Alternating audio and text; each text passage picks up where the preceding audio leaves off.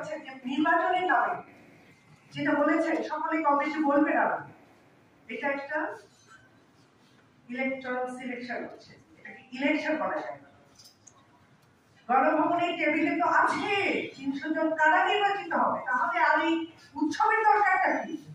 আজকে তাদের নির্বাচনের জনসভা ঢাকাতে, তাদের বেলায় কোনো অনুমতির প্রয়োজন হয় না।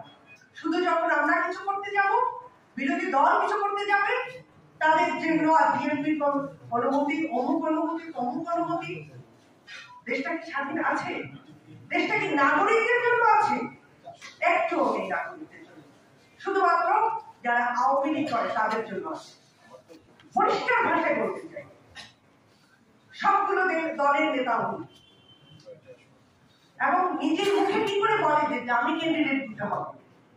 ওনার মুখে সব বলেছেন, আমাদেরকে অন্য কেউ ইনফরমেশন দেয়নি।